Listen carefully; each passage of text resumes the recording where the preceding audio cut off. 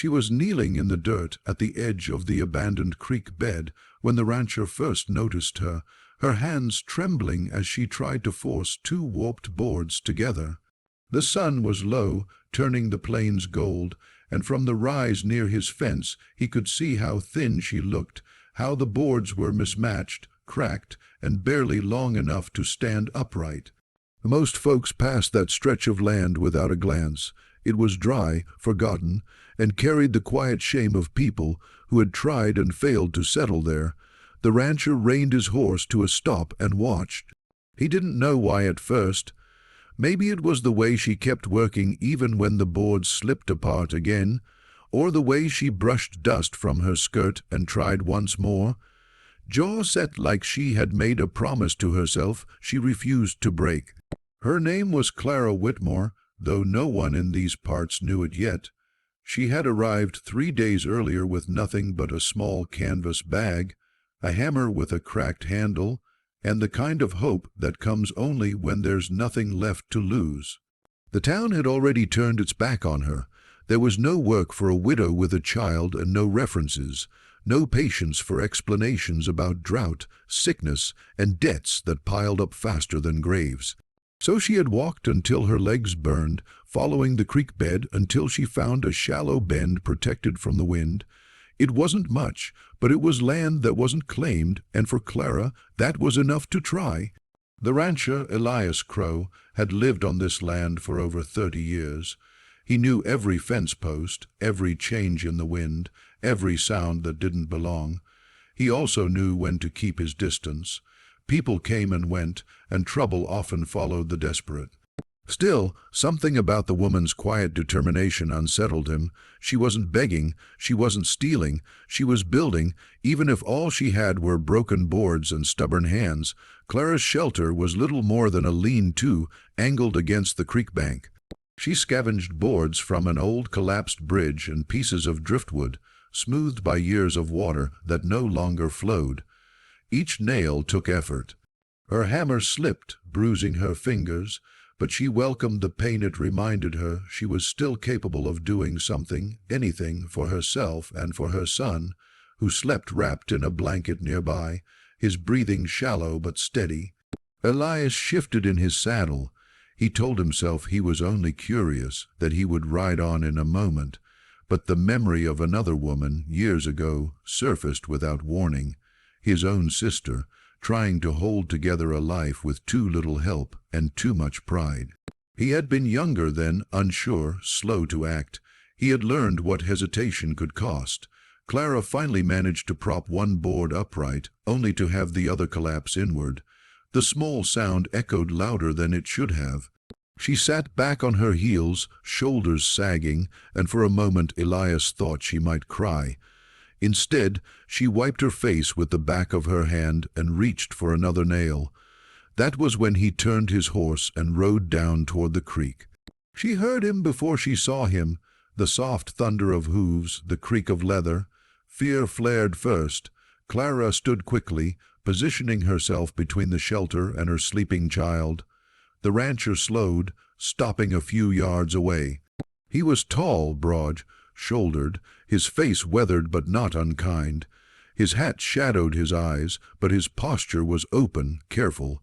"Evening," he said, voice low, "didn't mean to startle you."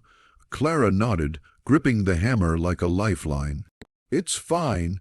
He glanced at the shelter, then back at her bruised hands. "You building that alone?" "Yes." The word came out sharper than she intended. "I can manage." Elias studied her for a moment longer, then nodded. "I can see that." He reached behind his saddle and lifted a bundle of straight, solid lumber. Planks freshly cut, still smelling of pine. Still, these might make it easier if you want them. Clara stared, disbelief flickering across her face. Help always came with conditions, with expectations she couldn't afford. "I don't have money," she said quietly. "I'm not selling," Elias replied, "just offering." Silence stretched between them, heavy with unspoken fear and pride. Finally, Clara lowered the hammer. "Thank you," she said, the words catching in her throat. Elias dismounted and carried the lumber closer, setting it down with care. "Name's Elias, Clara." She hesitated, then added, "And that's my son, Thomas." Elias glanced at the sleeping child and felt something settle in his chest. "You picked a rough spot," he said gently. "It's what I found." With practiced ease, Elias showed her how to brace the boards properly, how to angle the roof so rain would run off instead of pooling. He didn't take over. He worked beside her, explaining each step. As the shelter took shape, sturdier and taller than before, Clara felt a cautious warmth replace the cold knot of fear she'd been carrying. They worked until the light faded completely.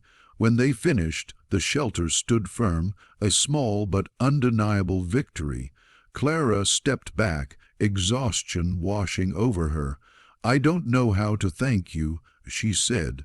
Elias wiped his hands on his jeans. "Just keep building," he replied. "That's thanks enough." He left then, riding back up the rise. But the image of the woman and her child stayed with him. Over the following days, he found reasons to pass by the creek, extra nails, a canvas tarp, a sack of flour left where she would find it. Clara noticed, of course. She always did. And though she never saw him leave the things, she began to understand that some kindness asked for nothing in return. Clara's shelter became a home, fragile but real. She patched the roof, built a small fire pit, and even managed a garden plot near the damp earth. Thomas grew stronger. He laughed again. Each night, Clara lay awake listening to the wind, no longer wondering if tomorrow would break her. When winter came early, Elias returned with heavier supplies, thick blankets, proper beams, and a wagon-load of firewood. This time, Clara didn't protest. She helped unload, her gratitude steady instead of desperate. "You ever think about staying?" Elias asked one evening as they watched the sky darken. "I already am," Clara replied softly. The town eventually noticed the little shelter by the creek that hadn't disappeared like the others. They noticed the woman who stood a little taller now, the child who ran instead of coughing, and they noticed the rancher who rode past more often than necessary. What began with broken boards and quiet watching grew into something stronger than either of them had planned. A shared meal, a shared fence line, a shared future built the same way that shelter had been, one solid piece at a time, placed with care, strengthened by trust. Years later, people would say it was luck that saved Clara Whitmore. Others would say it was kindness, but Clara knew the truth. It was the moment a rancher chose not to ride away, and the moment she chose to accept the lumber he offered, not as charity, but as the foundation of a life rebuilt.